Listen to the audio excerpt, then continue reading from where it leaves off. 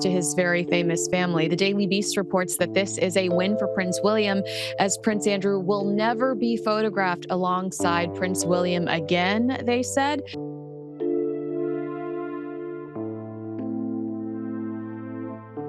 Prince Andrew has long lived under a cloud of controversy, but now a new development has delivered a blow that is both personal and deeply heartbreaking. Far from the glare of courtroom battles and royal scrutiny, this news strikes at the core of his private life, leaving him shaken and vulnerable. For a man already struggling to repair his image, the timing couldn't be more devastating. What tragic update has emerged about Prince Andrew? And why has it left even his critics momentarily stunned? With sympathy. The making of Prince Andrew, from spoiled child to palace disgrace. Prince Andrew was born into a world of marble halls and golden ceilings, a place where rules were often bent at the feet of royalty. From birth, he was cocooned in privilege so thick that it seemed reality could never pierce it. But as the years passed, that protective armor became a prison of expectations, until at 65, the carefully polished image of the Queen's dashing son crumbled into something far darker, a portrait of disgrace. The charming prince, once paraded as the monarchy's glittering soldier, had turned into its greatest humiliation. The whispers that circled him for decades were not baseless jabs or overblown rumors. They were signs, clear, insistent warnings that those inside the palace refused to confront. Even as a child, Andrew's world revolved around a single truth. Rules applied to everyone but him. Before the tabloids, before the scandals, before the infamous interviews that would define his downfall, he was already cultivating a dangerous lesson. Those around him described a boy who tested limits not out of innocence, but out of a sense of entitlement. At Windsor Castle, when he was barely 5, he strutted through the stable yard where grooms and guards worked diligently. He jeered at the soldiers, mocking their rigid posture, swinging sticks at the horses' legs, even tormenting the dogs for his own amusement. When staff asked him to stop, he only grew bolder. Finally, 2 frustrated grooms lifted the little prince and dumped him into a manure heap, covering him with dung in a crude attempt at discipline. That moment might have reshaped another child. For Andrew, it reinforced something else entirely. That humiliation could pass, but privilege remained. Soon after, another clash cemented the lesson. He goaded a palace footman so relentlessly that the man, breaking protocol, struck Andrew in the face, leaving him with a bruised eye. It was a shocking act against a royal child, yet when the footman offered his resignation, the Queen herself refused it, remarking that Andrew had deserved the blow. The servant stayed, Andrew healed, and an unsettling understanding took root. He could provoke others to violence and still remain untouchable. His true power lay in daring others to cross lines he himself would never pay for. These childhood episodes were not harmless mischief. They became early sketches of the man Andrew would later become. The boy who mocked guards for their stiffness grew into the prince who demanded curtains drawn with military precision, berating staff for leaving even a sliver of daylight. The child who played cruel games in the stable yard became the man who insisted that his teddy bears be placed in strict formation, throwing tantrums when they weren't. To outsiders, these quirks seemed eccentric, perhaps even comical. But for palace servants who endured his tirades, it was abuse. Petty, relentless, and humiliating. By the early 1980s, the contrast between Andrew and his sister-in-law, Diana, could not have been sharper. While Diana dazzled the world with grace and vulnerability, Andrew gained a very different reputation. He was supposed to be the charismatic younger prince, dashing in uniform, the bachelor royal who would charm nations with his romances. Instead, those who worked closest to him described a man both spoiled and arrogant, a prince who wielded his entitlement like a weapon. Charlotte Briggs, a former maid, recalled one humiliating encounter where Andrew erupted in fury simply because she left the smallest gap in his curtains. To him, it was an unforgivable mistake. To her, it was a reminder of his cruelty. The stories piled up. The stuffed animals were arranged with military precision, the fits of rage over trivial mistakes. A grown man, approaching 40, yet still behaving like the 5-year-old who once mocked soldiers in the yard. His parents' attitudes did little to help. The Queen's indulgence excused him, while Prince Philip, never one to hide his sharp tongue, dismissed him as the spare, a man always second to Charles, yet unburdened by the responsibilities of the crown. That freedom, meant to be a gift, became the soil in which Andrew's reckless nature flourished. And so, while his brothers learned restraint in the face of the press, Andrew embraced scandal. He flaunted his romances with actresses and models, basked in his reputation as Randy Andy, and carried himself as if accountability was a word meant only for others. His wealth, his connections, his royal blood, these shields kept him untouchable. At least until the cracks began to spread. Until the prince, once celebrated as glamorous, became, instead, a man drowning in rumors, accusations, and ultimately, shame. And from there, what began as childhood arrogance would spiral into something far more dangerous, a trail that led straight into the glare of a public scandal. That was just a teaser. Now comes the full story, painful, disgusting details that will shake you. Are you prepared to face it? Stay glued. How Prince Andrew's reckless choices turned royalty into risk. When Prince Andrew married Sarah Ferguson in 1986, the ceremony looked like something straight out of a storybook. The nation celebrated, the press adored them, and the monarchy basked in the glow of what seemed to be a new chapter of stability. But fairy tales don't always last. Within just a few years, the marriage crumbled under the weight of scandal. Sarah was caught in compromising situations splashed across the tabloids, while Andrew carried on with his own reckless behavior that only deepened the cracks. By the time the divorce was finalized, their bond had become a bizarre mixture of separation and closeness, which only fueled more whispers. To the crown, Andrew was no longer a dependable royal. He had become unpredictable, volatile, and dangerously careless. The 1990s only worsened his reputation. While ordinary British families endured economic struggles and austerity, Andrew was globe-trotting on the taxpayer's dime. Helicopters, private jets, and five-star resorts became his normal routine. The press branded him Air Miles Andy, mocking the millions he burned through in travel expenses. Investigations revealed not just excessive holidays, but also perks he extracted through his military status. For families who could barely afford heating, the sight of a pampered prince dismissing criticism as if his title granted immunity was infuriating. But the arrogance went deeper than money.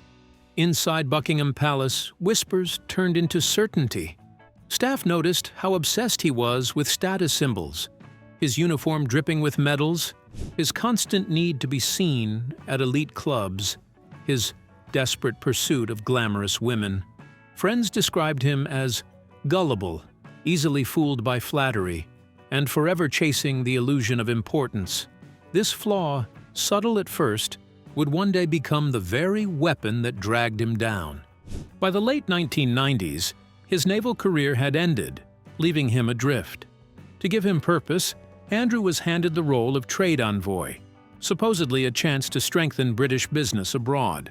But instead of boosting trade, he entangled himself with dictators, shady businessmen, and dubious deals.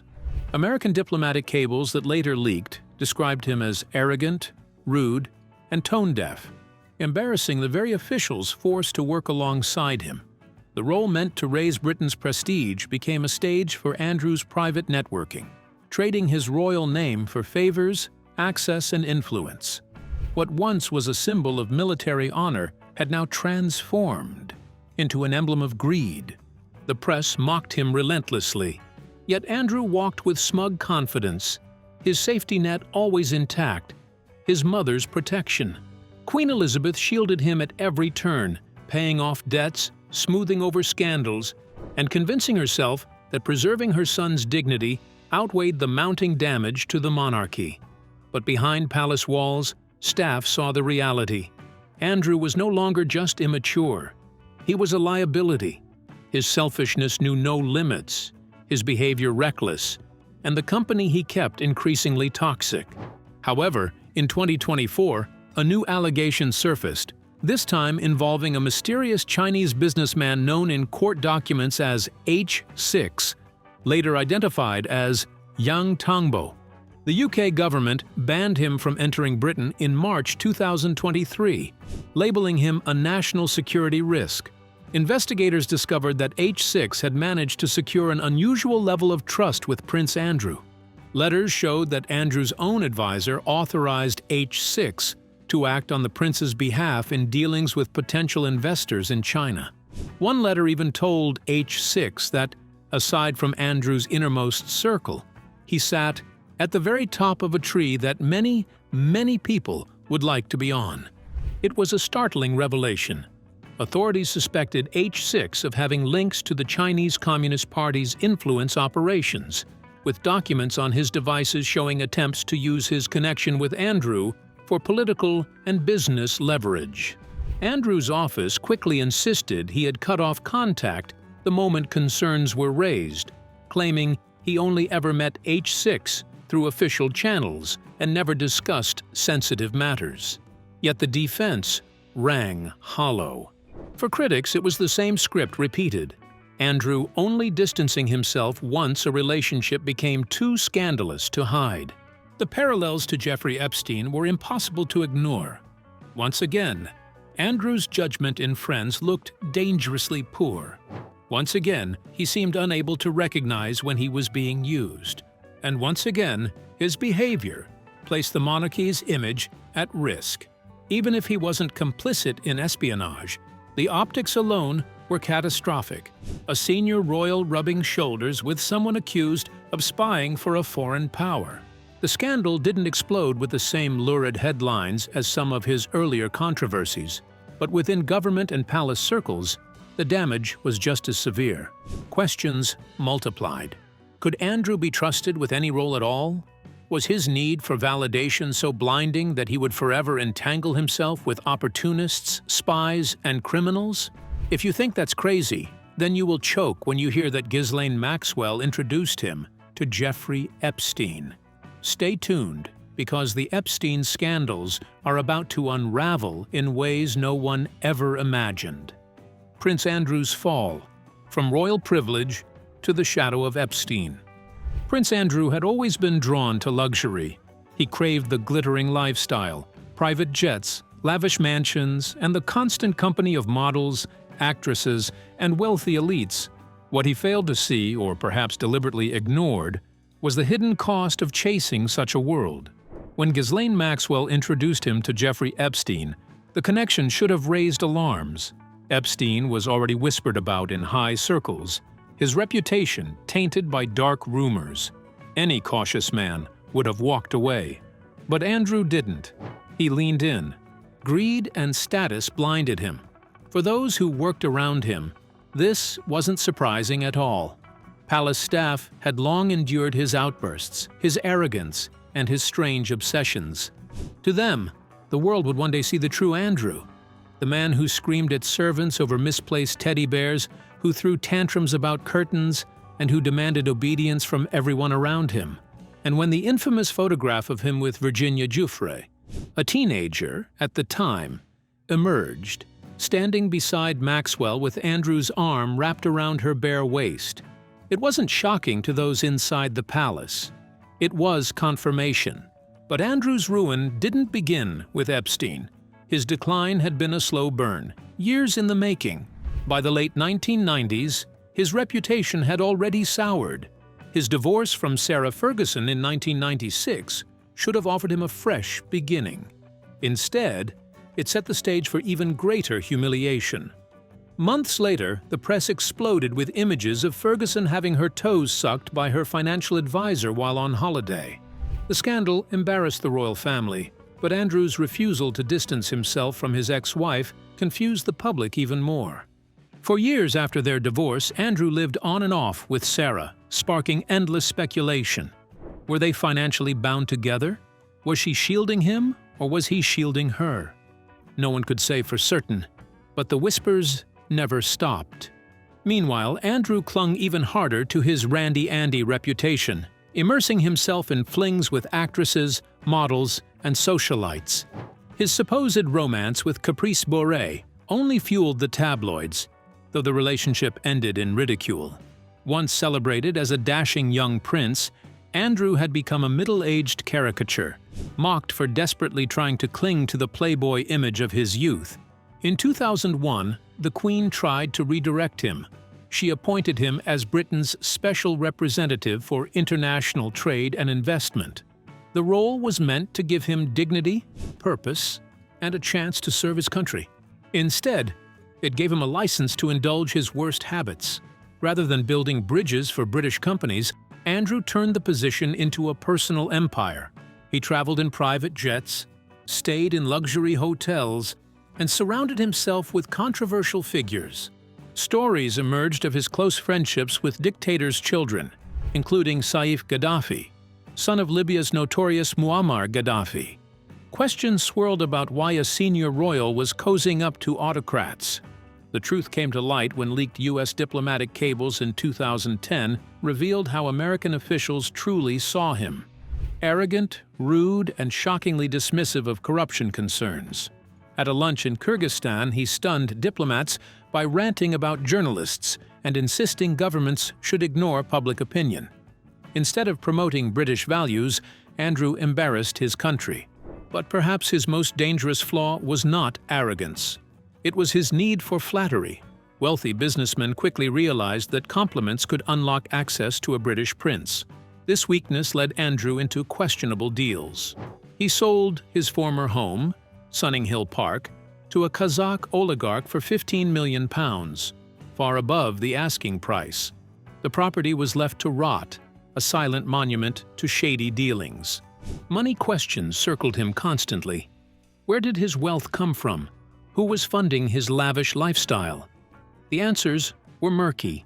It was in this environment of suspicion that Ghislaine Maxwell introduced him to Jeffrey Epstein. To Andrew, Epstein seemed perfect. Rich, connected, and surrounded by celebrities, Epstein provided exactly what Andrew craved: relevance.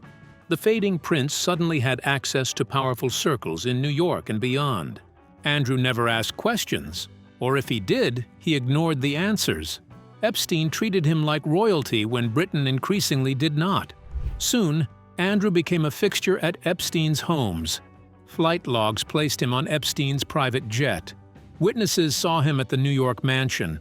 Even after Epstein served prison times, Andrew was photographed walking with him through Central Park, smiling as though nothing had happened.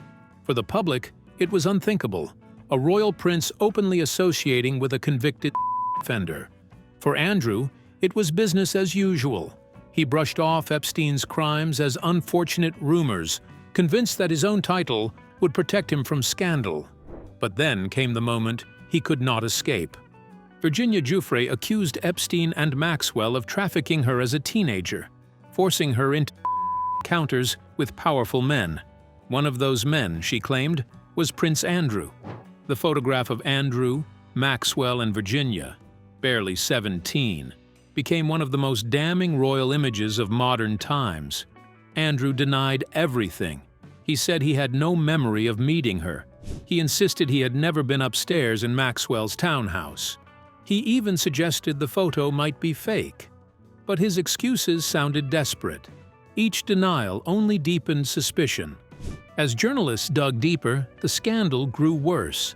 Reports confirmed that Andrew had stayed at Epstein's New York mansion even after Epstein's conviction.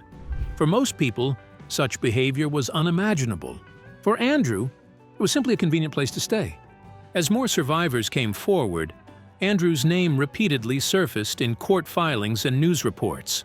Suddenly, the spoiled tantrums, the bullying of palace staff, and his obsession with teddy bears no longer seemed childish. They looked like symptoms of something far more dangerous, a man who had never been told no, never faced consequences, and never learned boundaries. The damage was irreversible. Now, what did the monarchy do about his scandals? Was he being pampered, or were they truly cut loose from the son of the Queen? Keep watching, as the answer will shock you. The Crown's breaking point. For decades, Britain had tolerated Prince Andrew's reckless ways. His arrogance, his endless appetite for luxury, his womanizing, and his constant indulgence were seen as embarrassing, but manageable. The palace believed his flaws could be kept out of the spotlight. But when Jeffrey Epstein entered the picture, everything changed. Suddenly, Andrew was no longer a wayward prince who enjoyed too much privilege. He had become a liability, a danger to the monarchy's survival. By 2019, the fall was impossible to ignore. The prince, who once cut a proud figure in naval uniform, walking confidently beside his mother, was stripped of nearly everything that defined his role. Military honors revoked, patronages dissolved, his royal calendar cleared of duties. He was erased, piece by piece. What remained was not the image of a royal serving the crown, but of a man standing in the shadow of one of the darkest scandals of modern times. Yet the true story went deeper than the headlines about photographs and accusations. It wasn't just that Andrew was pictured with a teenager, Virginia Giuffre, his arm wrapped around her waist, Ghislaine Maxwell, smiling in the background. The deeper scandal was about the patterns of power that shielded him for so long. Epstein's circle had always been crowded with influential figures, politicians, billionaires, and world leaders. But Andrew's protection came from the monarchy itself.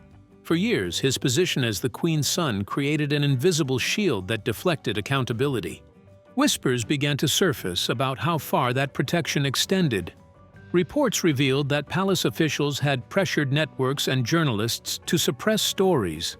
In 2020, the world heard an ABC anchor admitting on a hot mic that she had the Epstein story 3 years earlier, but it was blocked because of the powerful names involved, including Andrew. This wasn't just a prince who had fallen into scandal.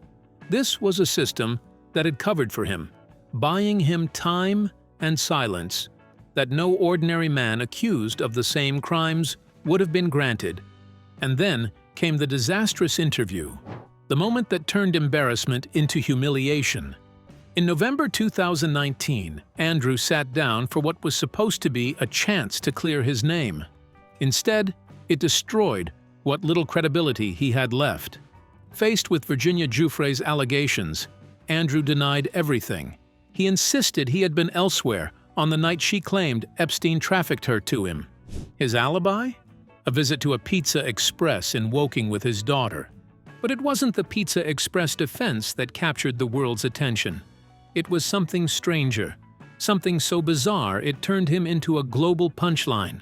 Asked about reports that he had been seen sweating profusely while dancing in a nightclub with Virginia, Andrew coolly replied that he couldn't sweat. He explained that during the Falklands War, he had suffered an overdose of adrenaline that damaged his sweat glands, leaving him unable to perspire. The excuse was mocked worldwide. The prince was no longer being discussed in tones of respect or even outrage. He was being laughed at. He became the man who said, "I don't sweat." From that moment on, his downfall accelerated. Public sympathy evaporated. The interview was labeled a catastrophe, not only because of Andrew's answers, but because it revealed his complete lack of awareness. He seemed convinced that his title and his version of events would be enough to silence doubt. Instead, he showed the world exactly what critics had said for years, that he was arrogant, detached from reality, and shockingly unprepared for accountability. The royal family could no longer protect him in the same way. Behind palace doors, a painful calculation was being made. King Charles, now the monarch, understood that Andrew represented more than a personal scandal.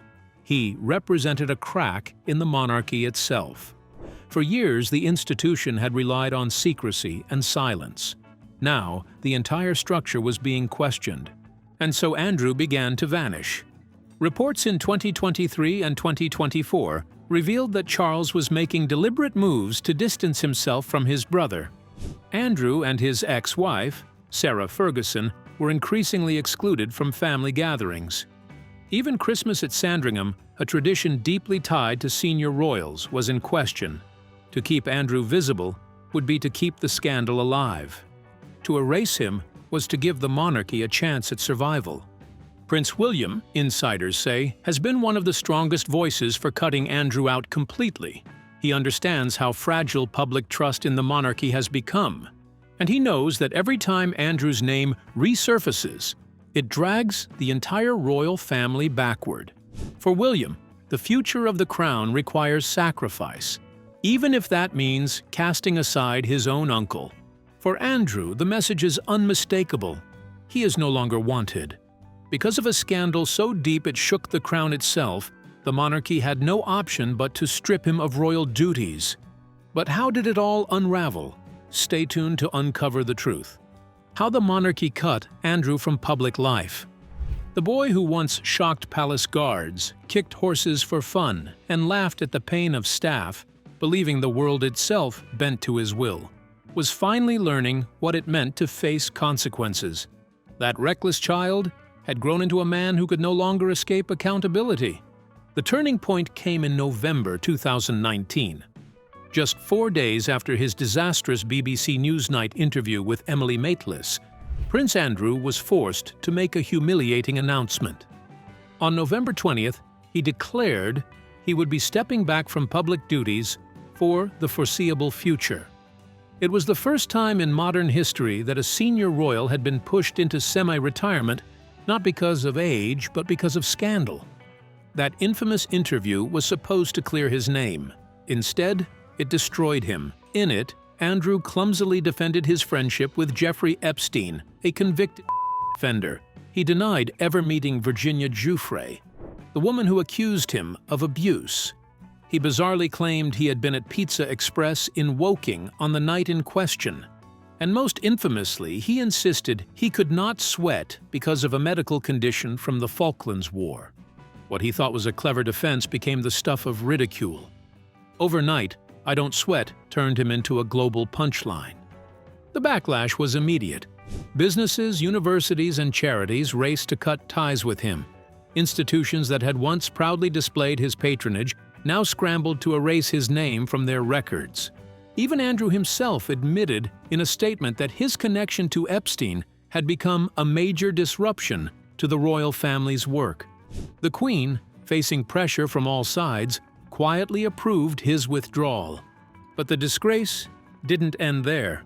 After Epstein died in 2019 and Ghislaine Maxwell's arrest in 2020, Andrew still refused to set foot in the United States. His lawyers fought hard to block court proceedings. He dodged being served papers until Virginia Giuffre finally sued him in New York in 2021. That lawsuit was catastrophic. To avoid a public trial, Andrew agreed to a settlement reported to be as high as £12 million. The Queen herself helped finance part of it.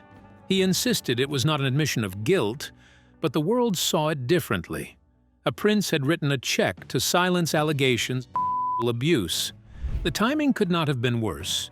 Britain was facing economic struggles. The monarchy was still reeling from Harry and Meghan's dramatic exit, and Prince Philip had just died in 2021. When Andrew walked behind his father's coffin, his presence was tolerated, but carefully controlled. Cameras caught him, but the contrast was stark. A disgraced man walking silently, far from the proud naval officer and Falklands veteran he once was. By the time Queen Elizabeth died in 2022, Andrew's role had shrunk even further. He was banned from wearing his military uniform during her funeral, allowed only a brief exception. Crowds booed him in the streets. Protesters shouted, "You're a sick old man," and police had to intervene. For the first time in centuries, a British prince could not appear in public without being openly despised. Behind palace doors, King Charles made his stance clear. Andrew begged to be reinstated, even considering legal action to claw his way back. But there was no room left for him. In early 2022, Buckingham Palace stripped him of his remaining military titles and royal patronage.